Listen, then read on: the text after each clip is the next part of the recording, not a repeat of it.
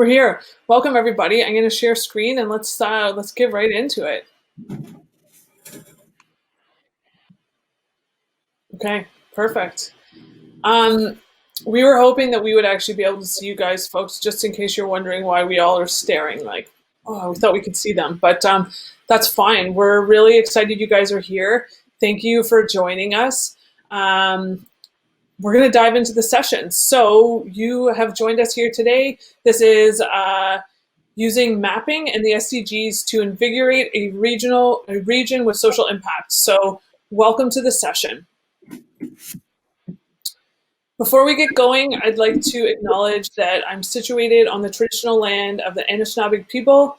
They include the Ottawa, Ojibwe, Potawatomi Nation, collectively known as the Three Fires Confederacy. Here you can see on the native land site exactly where I am, and that the Petun and Mississauga have also shared this land. I'm committed to honoring Indigenous history, culture, and to moving forward in a spirit of reconciliation and respect with all First Nation, Métis, and Inuit folks.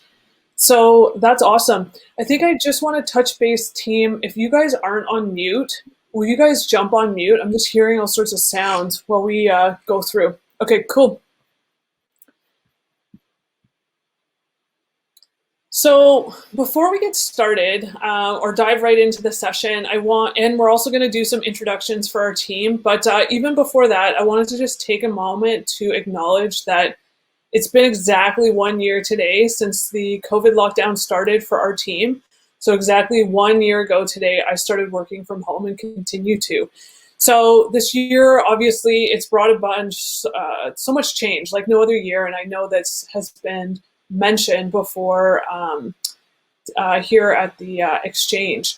But, you know, I see the impact of the change woven into every day and also into, say, this presentation. So I've been so grateful for apps, podcasts, you know, different hosts and authors and books and all sorts of supports that have inspired me. One of them is actually Chani Nicholas, who's an activist astrologer. And through her, I found Adrienne Marie Brown, and I recently started listening to Activia Parables, which is a online series, and we can share it with you, the link to Spotify, but that's where this quote comes from. So in the second episode, they introduced this quote: "All that you touch, you change. All that you change, changes you." And it really got me thinking about change this year. So change making obviously is not a new concept for most of us here. So we're very aware of change. But what I'm wondering about is maybe how has your relationship to change shifted this year? So maybe as we start off today's session, you could consider that. So for me, I can say that I found a new kind of trust in change, really leaning into the idea that we maybe aren't in control, and that's a good thing. You know, potentially embracing change and those pleasant surprises. Also, you know, change has been quite tiring and exhausting, and I think that's something probably all of us have noticed. So it's really stretched us in times. But I will say, you know, in all of this, I still am committed to change, and I feel that it can strengthen us, and yeah, I'm just really grateful of that. So I just wanted to kind of start the session with that. And you're probably wondering, who are you? So hi everybody, I'm Ellie. So I build social enterprises alongside organizations and out in the community too. Prior to branching off independently, I was the lead of the Social Enterprise Network of Central Ontario, also known as SENCO, which is housed at Georgian College in their Center for Changemaking and Social Innovation. So that's our close tie here to the exchange as well. I also have 20 years of project-based experience within the not-for-profit as well as with for-profit organizations creating positive social change. I've worked in the social service sector in all sorts of roles, from frontline in my earlier days at a homeless shelter to outreach, volunteer coordinating. Also worked in development, fundraising, strategy, and all sorts. And my work in social enterprise has really captured my interest and passion, and it continues to be where my focus remains. So it's pretty exciting. You can also see here on the slide that I'm a rescue dog lover owner. built a cool passive solar house, and I'm living rural. So that's me.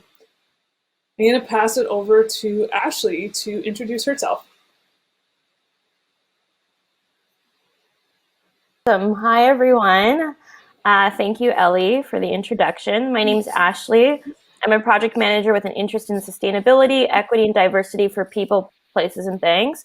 I attended the University of Toronto for my undergrad and recently went back to take a project management course. I live in the Junction with my daughter. The Junction's in Toronto, and I can't wait for summer to go biking, hiking, and to the beach, on all of those wonderful places, including Ellie's house, to see some friends up north. So one thing I wanted to mention about change is actually, I think Ellie is getting to that. Well, I was going to say, tell me your thoughts on change, Ashley. On change, sorry, I jumped the gun. I was so excited to answer that question. So yeah, my relationship to change has definitely shifted this year. I mentioned it yesterday in our Canada meetup session, but basically I've seen how much accessibility has opened so many doors for all types of people. For so long, working from home has never been an option, or virtual school. I think about other single parents or folks with disabilities who are always told it could not be done. Seeing how it took a pandemic to create accessibility makes me think of other ways we can make an impact and create change within our communities. Creating accessibility actually benefits the economy and therefore the community. We now see how we can work internationally without even having to travel, but working together to find the time. Spending more time with our children without impacting their growth negatively. If anything, it's been positive. So I think I want to continue these conversations. And what doors have we opened since this pandemic, and what doors will remain open after the pandemic? So that's kind of how change has shifted for me, and kind of something for everyone to meditate on. Thanks, Ashley. That's awesome. So awesome to hear from you. So Shay, how about you introduce yourself next? Yeah, sure. Hi, I'm Shay. I'm a recent graduate of the Social Service Worker program at Georgian College, and I'm currently the CICAN Impact Intern at the Center for Changemaking and Social Innovation. I've had the opportunity to work with the center through various different capacities in the last couple of years. I actually started off as a placement student in my last semester, where I mostly work with SENCO, which is the Social Enterprise Network of Central Ontario that Ellie has mentioned, and that we'll probably talk about a little bit more in the presentation. I'm really passionate about social, environmental, and economic reconciliation, which means I'm really, really excited to be here and to learn with all of you guys. In addition to my work at Georgian, I am the federal and provincial youth delegate for my local riding association. So I try to stay as engaged as I can in the conversations that are happening with our youth, myself included. I'm an Anishinaabe from Fort William First Nations, which is a signatory of the Huron-Robinson Treaty in 1850. I really love my cat. It's like 20 pounds. There's a lot of him to love. And when I say I'm a backcountry camping enthusiast, I really just mean I'm a beginner, but I really like it. That's awesome. Thanks, Shay. What about change for you? Change? Yeah, so to be honest, I do like to find a comfort zone, and I like to know the process of things, but ultimately I don't think that really matters. Change happens anyways. It happens constantly. Sometimes it happens really gently, and sometimes over the last year it happens abruptly, and it's jarring, and sometimes it's kind of scary. But I guess in the last year I've realized that change feels a lot more like a roller coaster when I'm paying attention to it. So if I can let change happen the way that time has told me that it will happen, I won't have to waste as much of my energy worrying about whether change will come or if it'll come.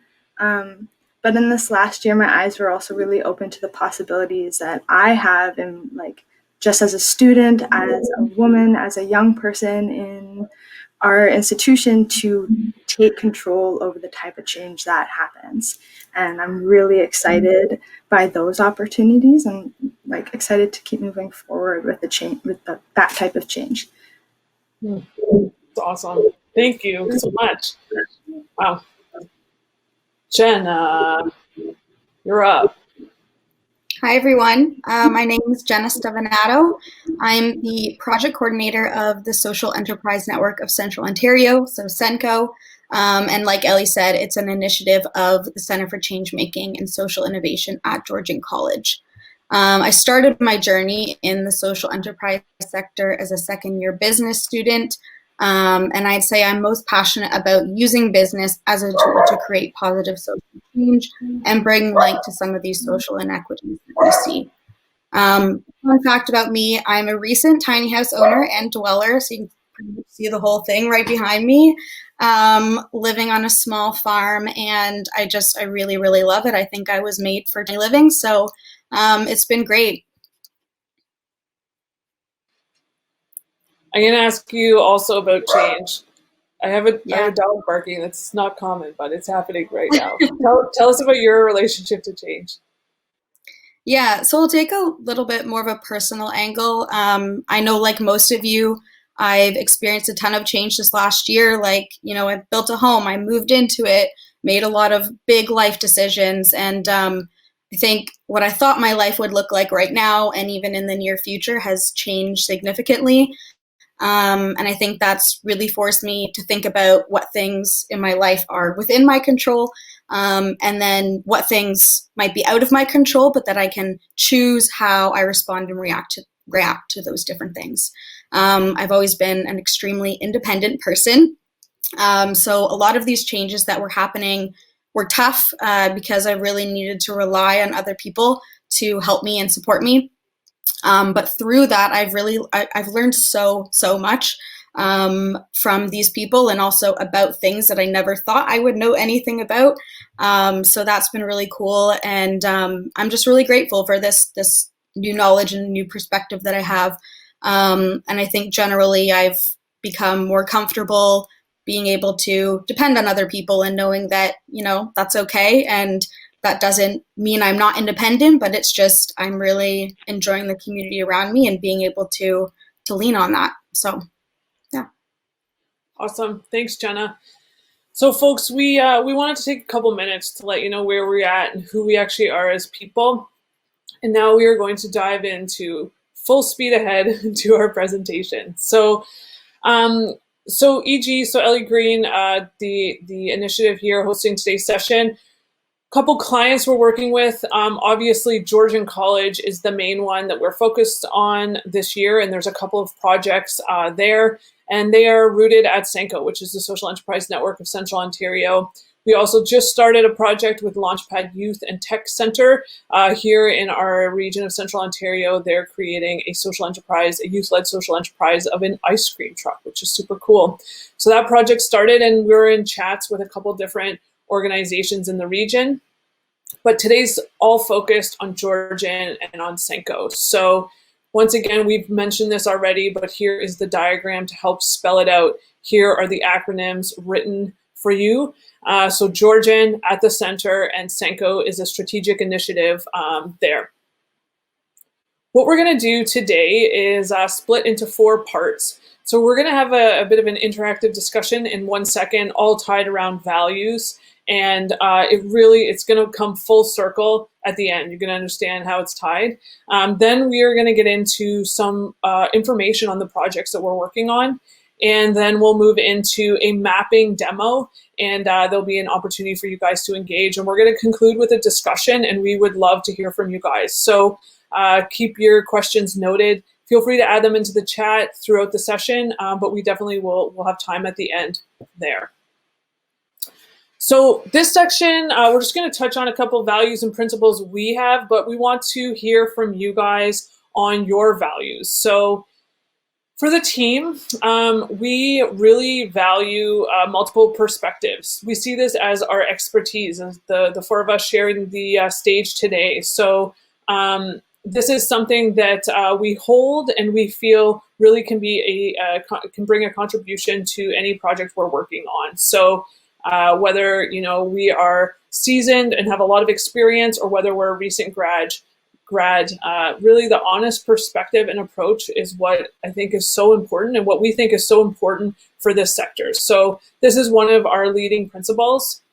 We also know that we are a team who works with many teams. And so the team at Georgian is a team that we have been within, we are within, and we will continue to work with. So that's an approach that's really important. And the collaborative approach obviously allows us to learn with and work together with folks that we are working with. So just wanted to state those two guiding principles for us. You have already seen these values here. So I just wanted to bring them up again. They tie into our next activity, but we share the values of the exchange. You know, authenticity, belonging, optimism, inclusion, generosity, courage, and respect are very important values for each of us as individuals and for us as we work together and with the teams that we work with as well. So this is something that we wanted to bring up at this point because it's actually going to support us with our next activity. So what we are going to do is we're looking for you guys to engage with us, and what we've created is a form. It's really simple. It's like a survey or a questionnaire or a form, and Shay's put it in the chat. So what we need you to do is click on it and then complete it. And we, you know, just so you know, it's pretty simple. This does not need to be a set in stone decision. You can just go ahead and make a decision. It doesn't have to be concrete. Just feel free to please reply because we're going to be using this later on for part of the session. So we'll leave that with you guys now to complete. And Shay, maybe you can let us know how it's going. We can see there's 28 viewers, so we're hoping for 28 response in the coming minutes. So we're going to get into a couple projects, and as I mentioned, these are projects under at Georgian College. The first project is called the IRP, or Investment Readiness Program. And you can see here this slide has lots of text, but it provides a great overview on the program. And it's this has the formal description. We've highlighted a couple pieces to really give you a sense of what the program is and who the partners are that are involved. So the aim is to help social purpose organizations. So these are charities, not-for-profit, social enterprises, for-profit, social purpose organizations, cooperatives, looking to build their capacity to participate in Canada's growing social finance market. And so this fund, the amount of funds tied to this program is $50 million. It did launch before the pandemic, and it's in it is out of the Government of Canada's Social Finance Fund. So it's the first wave in a commitment that once again they made in November 2018 for $755 million. So it's super exciting, really big project. And you can see here the national partners. There's a couple of them. And the first one that's highlighted is the Community Foundations of Canada. And so they were a leading partner that managed $22 million of the $50 million for this program. So the program, I got a slide delay. Is it? Can you see the next? There we go. Perfect. So once again, the program is designed for SPOs, also known as social purpose organizations, and it was designed as a non-repayable funding program. And all of the investments were to roll out in 2020. The project size was $10,000 to $100,000. And you can see here, once again, the Community Foundation of Canada, for their rollout of that $22 million, they engaged across Canada to find regional leaders who would be regional partners to take on the distribution of their portion across the country. So we at Georgian, through Senko, connected with one of the community foundations local in our region of Central Ontario, and that was the Grey Bruce CF, and we engaged in a partnership with them for this project. So myself and Shaylin supported this initiative. So I supported on the partnership side, and Shay was an intern both enrolled in school and then as a graduate in her current internship role now, supporting the project, which has been really fabulous. a part of the initiating and securing the partnership fell under my piece of work, as well as facilitating the adjudication process with folks in the region. Just to give you a sense of what this project timeline looks like. So it was in fall of 2019 that the partnership was established. Then the program launched winter of 2020. There was the first round of adjudication. So obviously submissions happened before that. Then we did the review. Summer 2020, first round were awarded. And then fall of 2020, we did the second adjudication process, and winter, so just finished. The second round was awarded. So the project is in its final stages. You can see the here, we are here symbol. This is a quick snapshot of the funds that have flowed through across our region of Central Ontario and the organizations who were recipients. This information is all public now, so everything's gone live on the national site, so you can check out a bunch of information if you're interested in learning more about these projects. But we're also going to get into a bunch of information today. So as a partner, it was really important to ensure we were aligning with priorities of the work at Georgian out of the Center for Changemaking and Social Innovation. And one of the pieces of work that the center was focused on was building awareness of the SDGs, so the UN Sustainable Development Goals. So we aligned our work with this initiative as well. The IRP had looped this in as well. So within the application process, organizations were actually prompted to identify an SDG. So it was really cool to see, this national program out of CFC looking to align with the SDGs, our center looking to identify with the SDGs. And so then we were able to focus in even more through this program on the SDGs. So you can see here in the next slide, we were able to look at the information provided, and we were able to get some data off the SDGs that the organizations in our region are supporting. So you can see here what that snapshot looks like. They're missing, so goals 6 and 16, but the other 15 are represented. So that's pretty amazing. So tons of info. There's tons of data from this project, but that's one piece we wanted to highlight. And so the most exciting part of our session, and I am right on point timing. I'm so proud. Got to my time check. So here's the first map we're going to show you guys, which is super exciting. So I'm going to jump over to this next screen. I'm going to move this one over. I think I can do all the screens and get over here. Okay, so this is a screenshot just here in the deck of the map, and I'm just going to do a bit of a walkthrough so you can see what this map looks like. So once again, I'm just going to do a crazy zoom out because I know we have people from all over. So once again, we are here. We are north of Toronto, and our region that we are supporting is Central Ontario. Maybe all that zooming was a bit much for the browser, but I'll let it catch up. So this map has some really exciting features. So once again, you click over here and you can see all the recipients that submitted. And we have on this layer, we have them organized by structure. So these maps we actually used with the adjudication committee at the start. So we had all sorts of information on the applicants tied to it. But the one that you guys are looking at today, we can actually share the link with you. Shay will share it in the chat so you can explore it later, but I'll walk you through it now. So we have public information on here. In each layer, you can click down and additional info shows up. So you'll see all the organizations by structure here. But then tied to the work that we're looking to do, we were able to then map them by goals. And so you can see here, we only have a couple goals. And what we did as a team is we landed on highlighted SDGs. So some organizations selected multiple, but we wanted to put them in a highlighted section for the purposes of this map.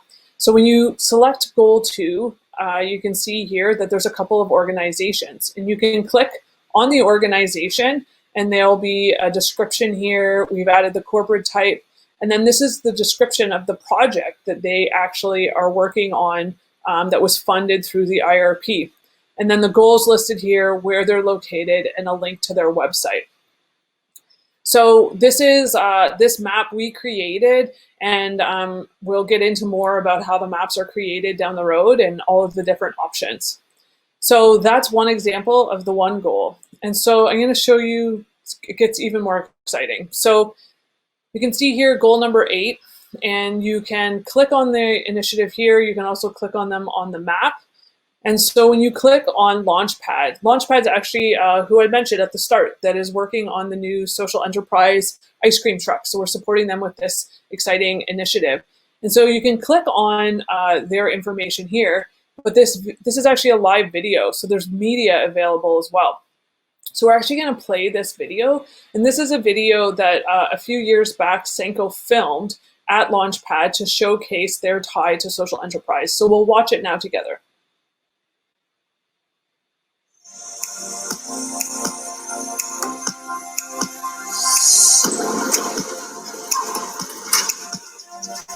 Launchpad was created because of a drug problem in our rural community.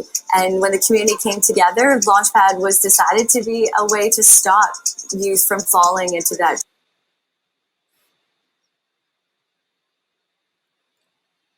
Uh-oh.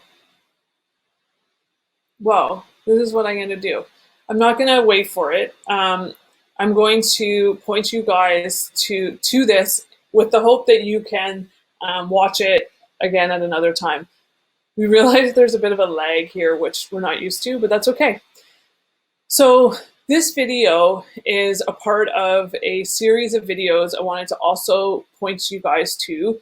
And there's links to all of these on the map as well. So here is the Senko website, and these videos can be found right here under stories. So we were just showing you guys one of the videos created right here, which is Launchpad, and we were able to link this media to the map, to this final public map that showcases, once again, social enterprises in our region who are awarded through this funding partnership. But it's a great way for us to tie in the storytelling media that we've created through Senko. So that's one example. And I'm going to show you guys another example as we go to another goal. Actually, I want to show you one more. So Community Builders here is located right here, I believe. And once again, their media, hang on, I'm going to do it this way.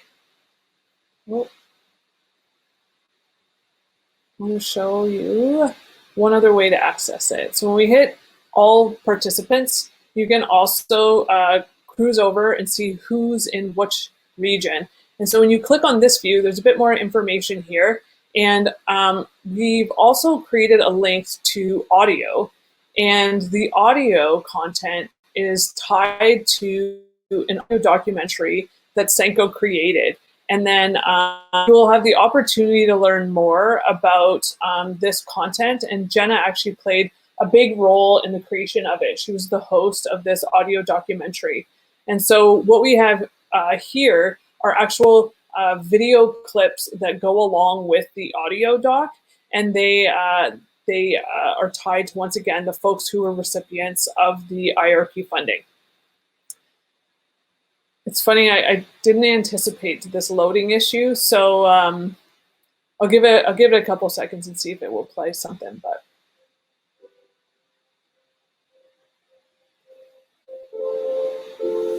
rethinking buildings, how they can be used or how their organization can be reimagined, is a crucial step towards maintaining innovative and engaging municipalities, townships, and communities. But in the larger regions of central Ontario, empty buildings aren't the only issue. With low interest rates, rising home prices have also driven up rental markets. And despite unemployment rates being... So once again, I'm hoping to just catch you with a bit of content and not actually watch the full amount of content. but I want you to know there's so much you can explore here. Okay, we're going to move on to another goal. Perfect. So the Harmony Center brings us to, I believe, the audio doc Spotify. Oh, so it's another clip. Awesome. Zoom back. Click all recipients. Take a look. Eat local. Zoom in a bit more.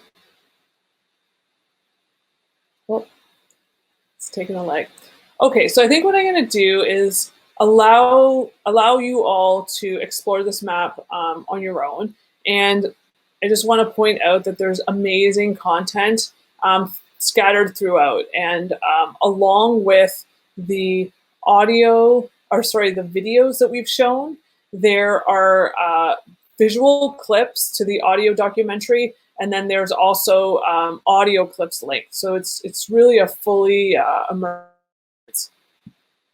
Okay, so that's the IRP. Sorry for the lag. Often we play a lot of this content, but it looks like it's a bit glitchy at the moment.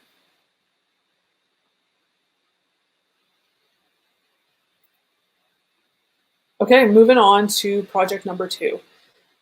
So the Community Benefit Purchasing project is the second project that we are going to focus on today. Different than the IRP, we are at about the midway point. So the IRP is just about wrapped, but the Community Benefit Purchasing project is about halfway through. So it started in April of 2020, will run to March of 2022. And it's focused once again in Central Ontario, and it is looking to train and bring potentially employment opportunities to social enterprises through the concept of community benefit purchasing, or some call it social procurement. The idea with this project is that it's going to impact or enhance those in this region, 415 people. So that's high-level details on the project. The key activities that are underway, you can see here, are listed. And once again, we're about halfway through. So with this project, we added a component once funded, because it was obviously right when COVID hit. So we re-engaged the region and did a regional scan just to get a sense of where folks were at, the partners in the project, the social enterprises who wanted to engage. Did this seem reasonable before moving into our first year? So a key piece is compiling a database or a directory of social enterprise suppliers, as well as regional buyers or purchasing managers and institutions. So this has been a key piece of work that we have been focused on this year. And this is actually where you're going to see our maps tie in once again. Another key piece of this project has been both campus and community sessions on social procurement or community benefit purchasing. So we have been engaging through all different types of opportunities, both ones in the college, tied to programs running out of the Center for Changemaking and Social Innovation, as well as engaging in the community through our own set of sessions. So the next bullet here is a session series with experts. So for this project, we wanted to bring in experts and explore models that have been successful. So you can see Sean Loney is noted here. Sean Loney is an Ashoka Fellow as well by Social Canada. The Ashoka Campus in Florida, so Florida International University, I think I just saw a post here. Awesome. So they also were so generous with us at the start of this project, sharing the work that they had done, the model that they had used to undertake their work. And then we also have partnered with Anchor TO, which is out of the city of Toronto. And there's others as well, but those are the key folks we have engaged for this project.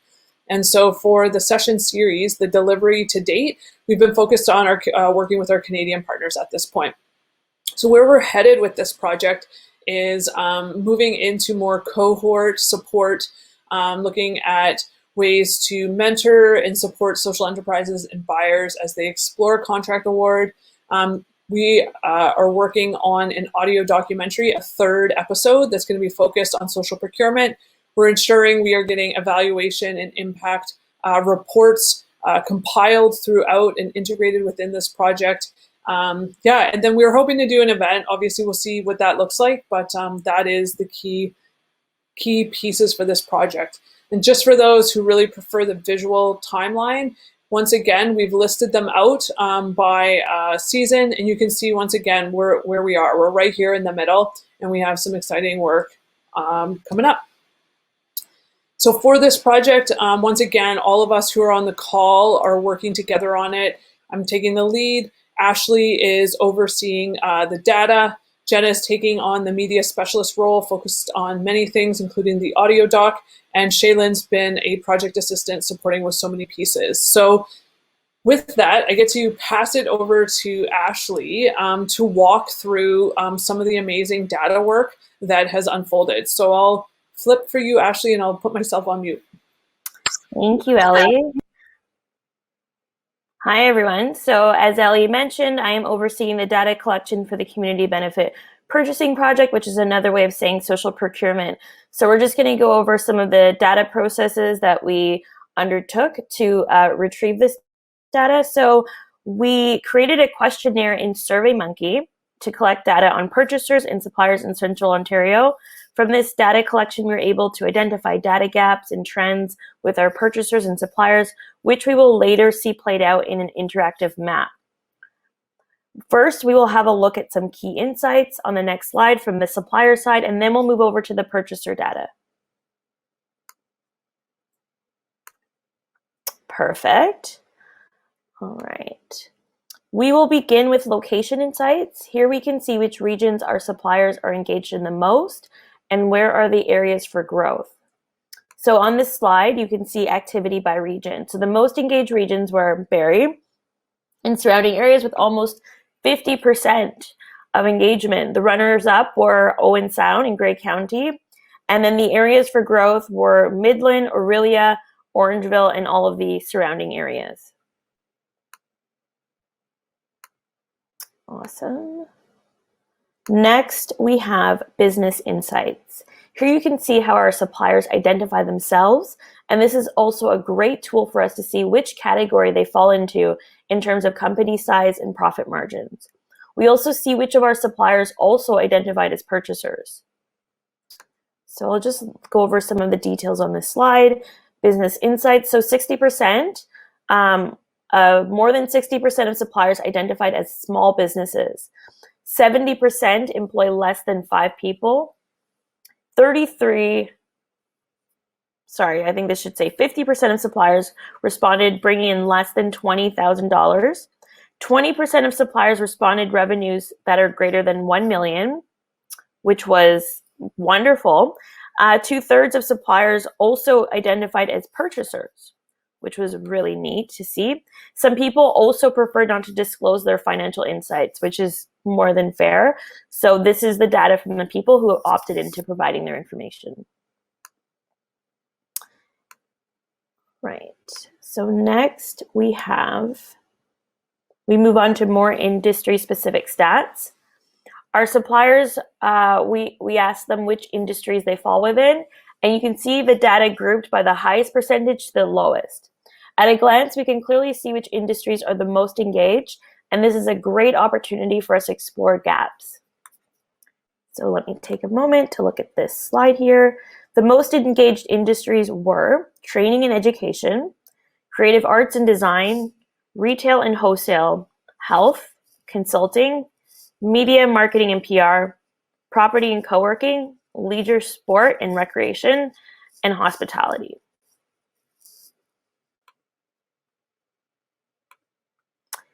All right. Next, we will see data for our purchasers.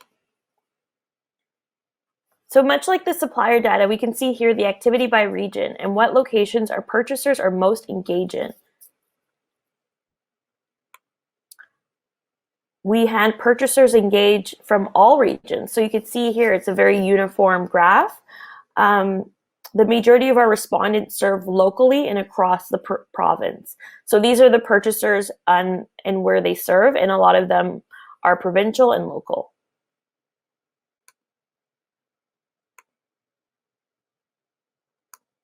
Here we dive into purchaser spending. Once again, a great tool for identifying gaps, trends, and areas for improvement. 64 respondents spend between $100,000 to $500,000 a year. After this, 15% reported spending $1 million or more. So these are the budgets. So much like the suppliers, where we talked more about revenue, this is about the purchasers' budgets. 30% of the respondents have awarded a contract valued between $1,000 to $25,000 and up to social enterprises or diverse suppliers, which is very, very good. 26% of organizations indicated having some kind of social procurement policy in place. Let's move on to industry stats again. In this slide, we see purchasing activity by industry. Now you could see how the questionnaires were framed almost identically with hopes that they could be matched against the supplier data for opportunities. Respondents indicated purchasing all across the board, but these were the top industries. We have media, marketing, and PR, training and education, health, information technology, retail wholesale, construction, consulting, creative arts and design, energy and utilities. The least amount of responses were in leisure, sport and recreation, manufacturing, agriculture, law and security, property and co-working space, and hospitality.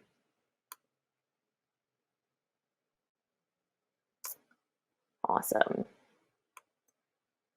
Another question we asked the suppliers were how closely aligned their businesses were to the Sustainable Development Goals.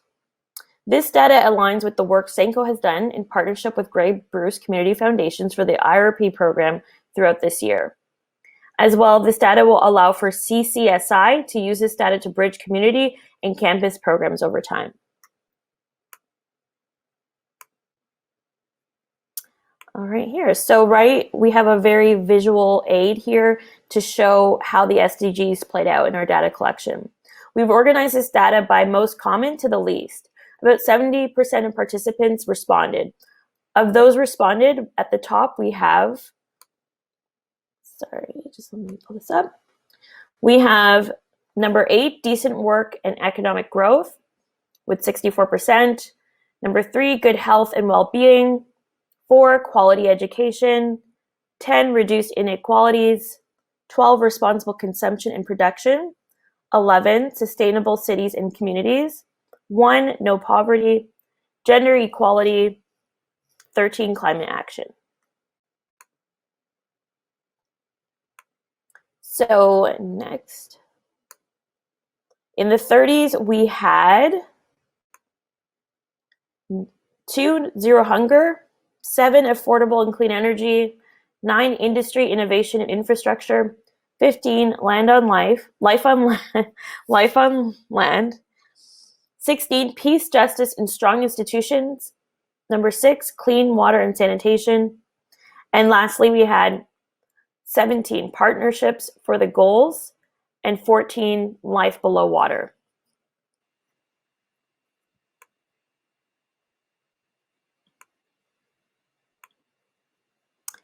So so those were the SDGs. So now back to Ellie to show how this played out on a map. Awesome. Thanks, Ashley. Perfect. All right. So once again, we were able to take a bunch of this data. We were able to learn from how beneficial the maps had been used in our IRP project. And we've created another map. So I'm going to give you guys a quick view of that. So here is a very much zoomed in section. And here we go. So looking at our full region once again, it's just about like this. So you can see the different layers here and how they might be helpful. So these are purchasers at this point in the project, up to, you can see our timestamp Feb 2021, who have opted in. And then what's really neat is here are the different suppliers. So this map we feel is going to be a really amazing tool for us to support both purchasers and suppliers to connect in potentially local context, as well as looking at the whole region. So that's one way to view this map, but there's some other really exciting ways. So once again, by social impact, so are folks a small business, social enterprise, social purpose organization? So there's an opportunity to take a look at these different sections, and you can see here that they are all listed. So you can, dive in deep and find out more about a specific organization, such as Redwood Park Communities. And then within the questionnaire that we circulated and folks opted into, they were able to provide their own product or service description. So we've included those at this point also into the write-up here. So say a purchaser was checking out this map, they would be able to find out a bit more information on what this social enterprise is selling and offering. So that's how that layer works. We then, obviously, we've organized by structure as well, which is helpful in some instances, by number of employee, to get a sense of the size of the organization as well.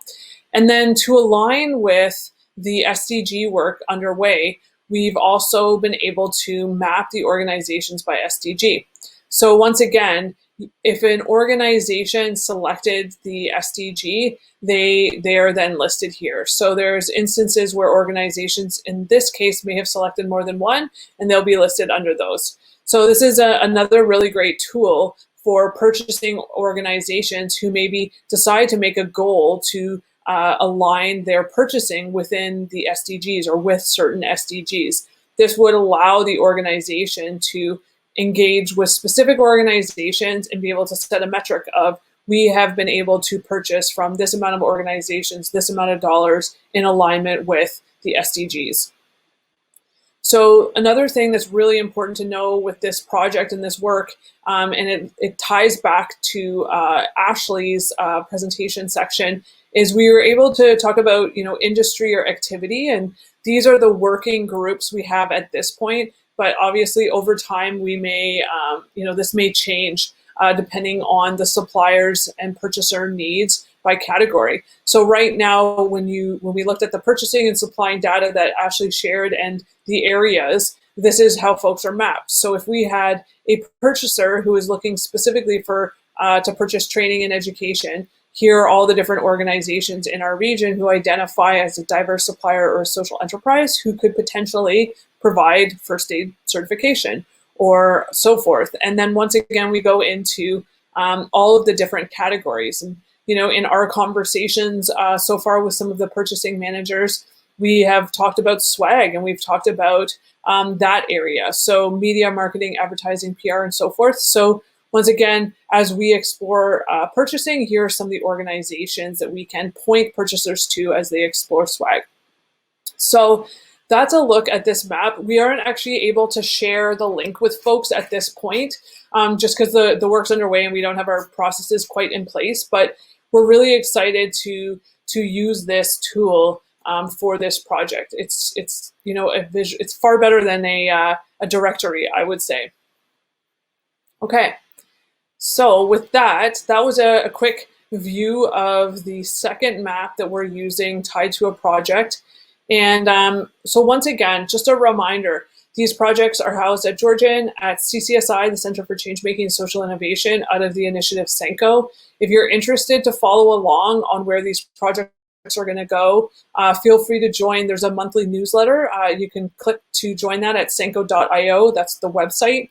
And you can also find Senko on Instagram, Facebook, LinkedIn, and so forth. So feel free to engage there. So this is the point where we are going to switch screens, and I'm going to, not yet actually, we're going to move into the mapping section. So this is the most exciting and interactive part of today's session. And before we get into it, I did want to share just another quote. So, community happens when you make connections based on a sense of place and purpose. So one of the things that I think is really amazing with mapping is that place-based component, and being able to use place, and that's the geographic place in this instance, as a starting point to build context. So wanted to share that that quote with you guys to give a sense of just the purpose of some of this work and how it ties into building community and providing tools and assets for social procurement and community benefit. So here's where we're about to make the transition. So in our mapping session, Shay's actually going to jump in and provide us with an overview on mapping. Shay's been the map master behind the scenes, building out a bunch of these. And then she's also going to do a quick demo, and then we have some user insights to leave with you guys. So all of this information you can take away, hopefully, and also consider creating your own map. So with that, I'm going to switch screen.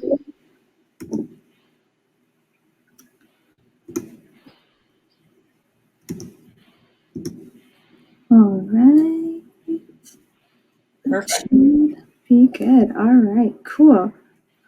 Can we hear me okay? We can hear you, Shay. You're clear.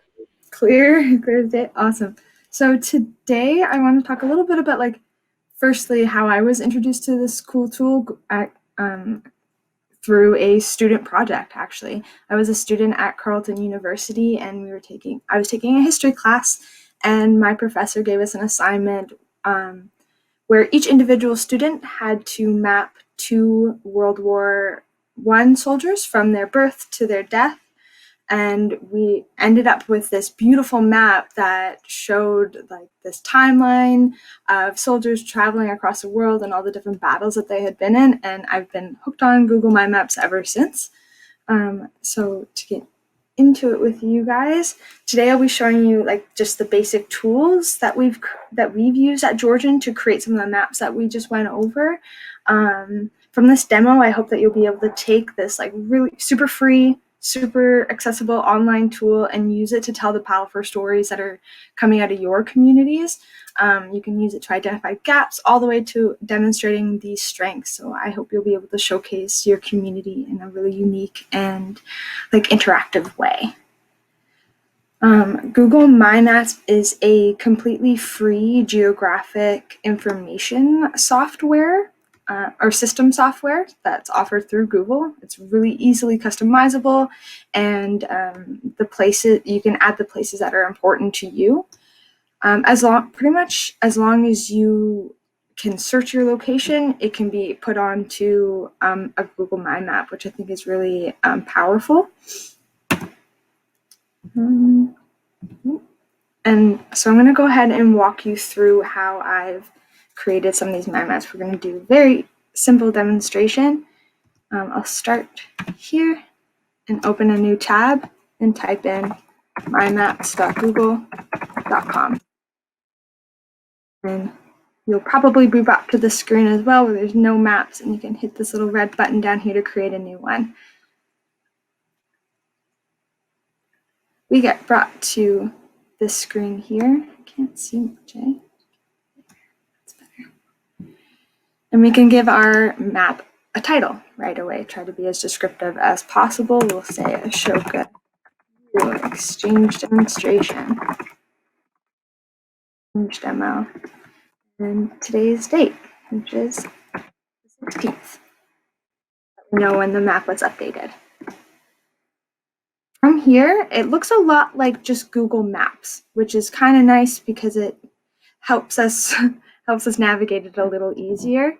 You'll see the search bar at the top, which is, like, the first function that I want to show you is if you've ever used Google Maps, if you've ever searched for a location, you'll be able to do this. I'm just going to really quickly search in the CN Tower. That's a cool place, and it's dropped us all the way into Toronto, and I can add this to our map and decide to name this layer like the other layers in our map. This is going to be Toronto sightseeing. That's the first way that you can input locations. You can search for them. You can also add a marker anywhere you'd like and name it whatever you would like. Marker 1. You can add a description, how you'd like to describe it there. Send. The other way to import information or to add place markers onto your map is to import a spreadsheet. So I'm going to add a layer to our map. Each map can have up to 10 layers. And I'm going to actually go back to that Google form that you guys helped us submit. See that there's 12 responses. That's okay. It's plenty to work with. We hit the responses here. Google, I love Google because of how connected it is. It makes it collaborating very easy. This little button here is actually going to make a spreadsheet for us where the responses will continuously update. So from here, I think this happened because deleted our demonstrations from earlier. But from here, we can go back to our map and hit import. Go to our Google Drive, our recents, and we'll see our session demo pop up, the spreadsheet pop up there. We can go ahead and hit select. The first question that you'll be asked is to choose a column that will position your place markers. So that means when you're building out your spreadsheet, you need to make sure that there's a question or there's a column that has to do with the location of whatever it is you're trying to display. So I asked you folks in the forum to tell me where your hometown was. I'm going to select that one and hit continue. The next question is to pick a column that will title our place markers. I'm going to go ahead and title you by your names. Makes sense. And we give it a second to load. And we'll see that it zoomed us out because we have people joining from all over the world, which is awesome. It's really incredible to see. And you'll see that initially when the spreadsheet is imported, all of the styles, they're styled individually, each place marker. Or it's actually right now, they're styled uniformed. So they're all styled exactly the same. So I can choose right here and hit this edit button and decide to choose a different color. I like this orange color here, change maker color, and I really like, and we can choose a different icon as well for our place markers. That's one of the options. As you can see, when we were going through our different maps, we had them grouped by different things that were important to us, like their structure or their SDG. So when we click on uniform style here, we can actually group right away by the columns that we have selected. So if I want to see what the top value is amongst this group, I'm able to style by that question, that column, and here you guys are. We can see that 4 people have chosen respect as their top value, and if we zoom in a little bit, we can kind of see where people are, which I think is really incredible. And from here, as Ellie was showing with our other maps, when we click on this person, we're able to see all of that data that was in that they gave us in the form. And for our own purposes, we can edit, we can style these however we'd like. Respect seems like a pretty blue color to me, actually. So we'll keep it blue. The icon can stay the same as well, but you can choose from all of these different icons, and you can also import your own, drag an image in to be its own icon on the map, which I think is really incredible. And you can also use Google's image search to find an icon. For now, we'll leave it how they are, and we can go back in here and see that Jenna is a tiny house owner, she says. But from this view, immediately we can decide what we want displayed and what we don't from this edit section. Doesn't really matter what time she submitted that form, so we can uncheck it. If we don't really want her email address to be public information, we can uncheck that. And when we save here, those settings get applied to all of your place markers on this layer. So you can see Jose, we're no longer looking at your email address or what time, but we can see that you are empathetic, social, you're an innovator, and you're open. As we click around, let me go back to up here, familiar territory for me, and we can unclose this. In order to create different layers, you can, so I'm just trying to make sure I get where I was. We can see how we can also import this data again, like the same sheet, and then separate it and group it and style it differently in order to display different data, like our different groupings, the way that we had in those other maps that we showed. Same process as before, is selecting hometown. And maybe for this layer of your map, you want to know the organization that your respondents are from. So we go ahead and select that one. And you can see how kind of quick and simple it is, and how it does a lot of the work for you. And from here, we can actually style like individually. I'd shown like different group stylings, but you can style them all individually as well, and play around with all the different colors and that kind of thing to make sure that it's telling the story that you want it to tell. And as we close in here, I'm going to zoom in just to our area, and just to show a couple more features, which is this drawing a line feature. We're able to actually like draw out all the different points of our region. This is about what we would call Central Ontario. Maybe Beesville. But as we draw all these points, it actually becomes its own polygon, and we can name it catchment area, perhaps. Area.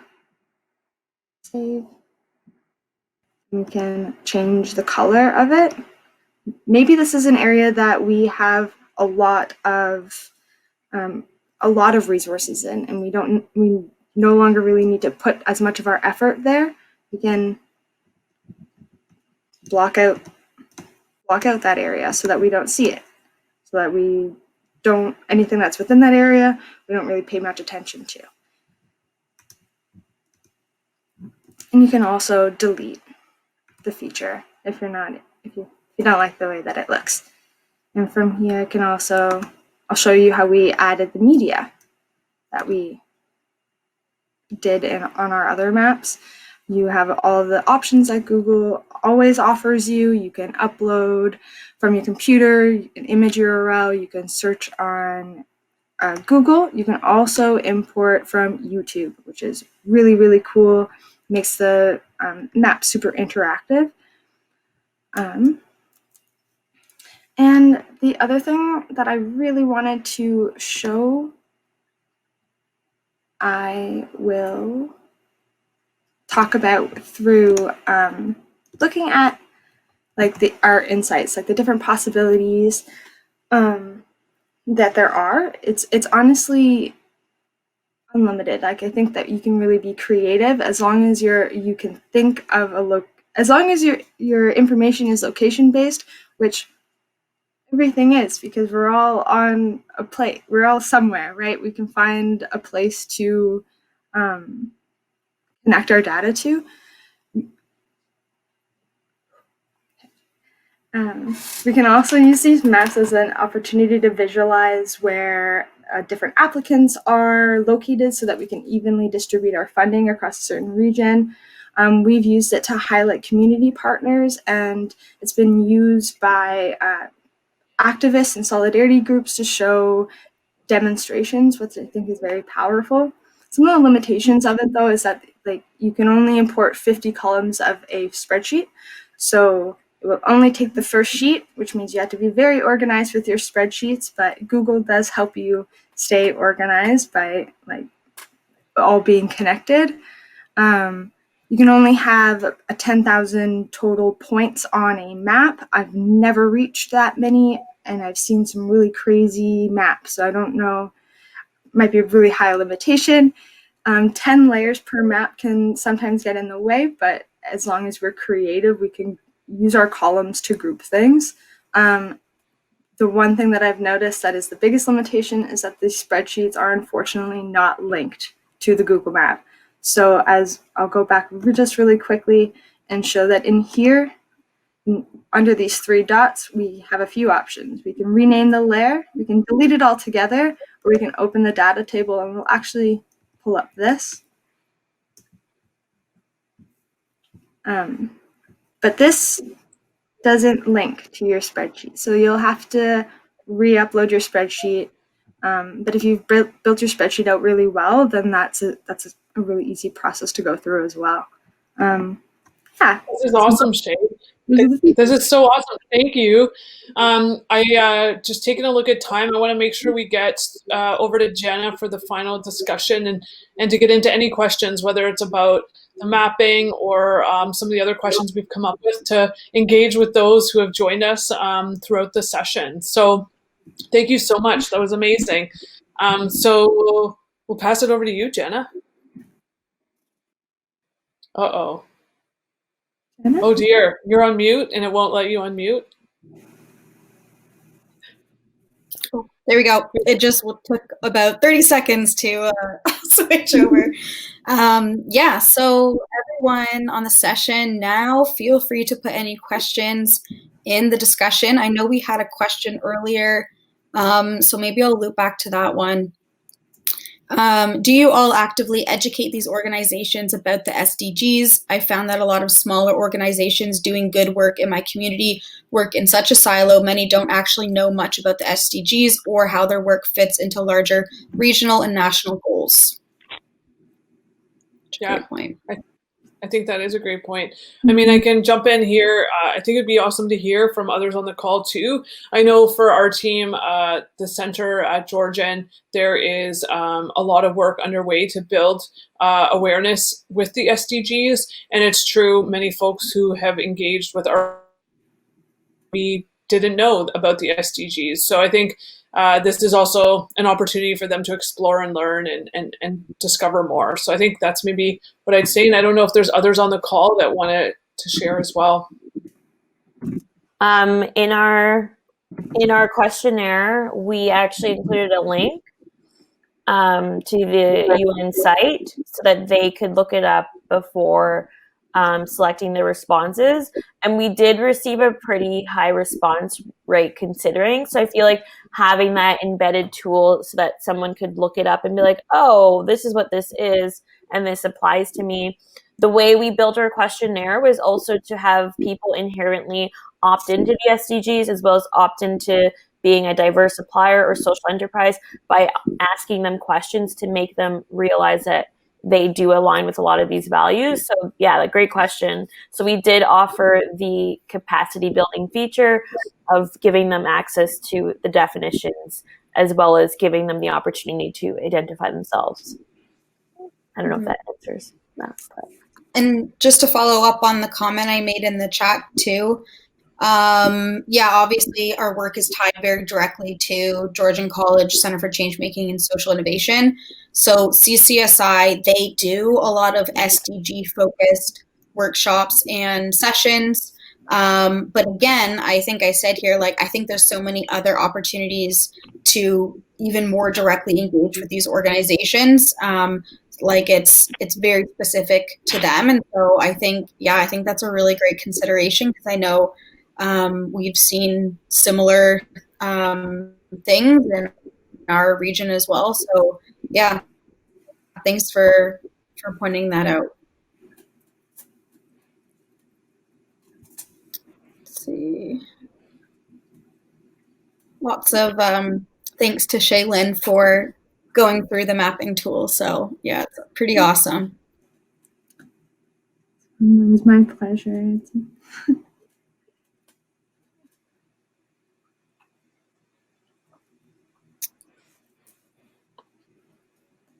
Maybe it would be interesting to know if anybody else is using mapping that's on the call. That would be something that would be awesome to know. And if there is any other questions, we're happy to answer them as well.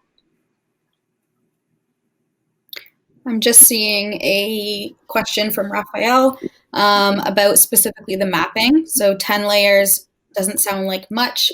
Can you give us some examples about how to be creative on building columns to make that constraint not a problem? Shay, you're the expert on this one. Yeah, I think like when we go back to like that IRP and our community benefit purchasing project, we had different columns being represented in a layer, in each layer, if that makes sense. I guess to be upfront as well, I'm not an expert. So I'm a social service worker student, but I stumbled upon this tool as a free resource and have like really stumbled upon it because you keep getting asked to make them. But yeah, that's a great question. And I think it takes a lot of back work building. And I think people with a little bit more spreadsheet awareness might actually have an easier time than I have doing it, to be honest. I also see a question from... You can have, 50 columns within each, or within the sheet, is that right? Yeah, you can it'll import the first 50 columns of a spreadsheet. So only one of those needs to be your location marker, and then you have 49 different things to choose from. And when it comes to rows, it 10,000. So yeah, you'll be okay, rows wise. I hope. Cool. Follow-up question from our previous one. So curious what your relationship was with the organizations that sent you the data. Are these all affiliates of your college, cold calling, emailing, or volunteers? It's a great question. You know what I'm thinking with this question? This is a perfect question to plug your Friday session. I know, that's what I was thinking. Yeah, so a lot of these contacts were direct partnerships with Senco, the Social Enterprise Network of Central Ontario. Like Ellie has been a big part in building a lot of those relationships across the region. So I'm co-leading a session on Friday at, I think, 12:30, and we're going to get into a lot more detail on how those partnerships and relationships were built, and how we have sort of been on this journey in building the capacity for social enterprise in our region. Yes, so that would be a great place to learn more about those relationships specifically. And I think also to say that along with the established network and partnerships created over the years, Shaylin and Ashley did a ton of work researching, cold calling, engaging, following up. Like there was a lot. We've been on this project for a while in different campaigns and so forth. So we could have did a whole session on that project and a lot of the pieces. But yeah, so we won't. Yeah, I don't know. Does this just end? Does it cut us off, or what happens now? Because we just hit our time. It's red. Are people? It went back to like a 10-minute thing. Okay. So it's counting down, I guess. I guess we could take a look at the last question and then be respectful of folks' time. I guess would be the way to go, maybe. Oh. I am just seeing another question specifically about the map. So maybe Jose, you can connect with us directly as well, and we can connect together. And then one final question. Do those social enterprises, are they audited? I'm guessing that's a question. How do you control if they are genuine? That's a really good question. Yeah, I don't mind speaking to that. I can't see the chat's not updating for me. That's okay. So we are using working definitions for diverse suppliers and social enterprises. And so folks are opting in and saying, I identify with this definition. So we this is a key part of the process, and there's a lot of organizations who take on certification. There's lots of complexities there. So at this point, we aren't aligned there, but we are in more of the exploration process, I guess you could say. So we will get there, and as we work with our purchasing department and so forth, there's checks and balances that need to be in place and so forth. But right now we are leading on the region and engaging them to opt in and self-identify.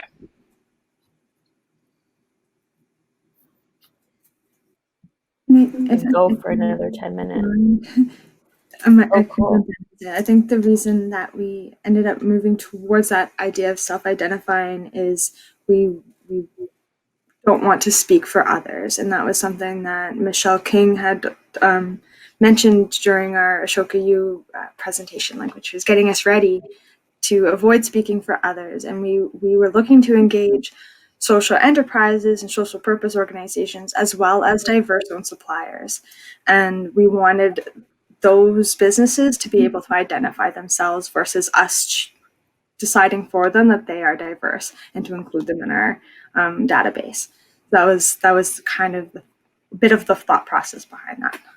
Yeah, and I can build off that. So with Senko, over the last 3 years, we have been leading social enterprise 101 sessions across the region and engaging with folks. And we've always taken the stance, here's what a social enterprise looks like. Here's the type of impact your enterprise could be having, whether you're a social enterprise or not a social enterprise. So I know for our team, it's all about supporting businesses to be sustainable and to have positive impact in the community. And whether you're an amazing for-profit who sponsors all sorts of organizations or a social enterprise, we never want to be in the space of like, you're better because of. We want to be in the space of, hey, if you identify as a social enterprise, we want you to know that this model exists, that there's resources for you, and that there's all sorts of tools that can help you tell the story of your impact. So, I mean, the certification and the definition piece, like, we're not trying to dance around it, but we always want to lean into the why of the work, right? And the stories and the impact in the communities, as opposed to the stamps and certification and validation. So that's definitely an approach that we've had to consider and stand with throughout the years. And it's also like deinstitutionalizing like the process of being a social enterprise, because it is a restorative practice, and by adding, strict definitions and certifications and all these things, we're basically building walls and fences and creating barriers, for the people that actually need those definitions to get on these lists of social procurement. So we're actually creating or at least aiming to achieve a very barrier-free process to opting into this directory. It's awesome. Yeah. Yeah. Thank you guys for joining us. It's been amazing and great points and questions as well. Yeah, well, thank you. Thank you so much. Should we leave it there, folks? Yeah. Here's our contact info. Feel free to check out the site. We shared the Georgian info throughout the session as well. So yeah, we'd love to engage. We'll be here this week, and we'll all be at the session on Friday as well, that Jen will be leading with our colleague Quentin out of the center. Yeah. Woo-hoo. Thanks, everyone. Bye, everyone. Awesome.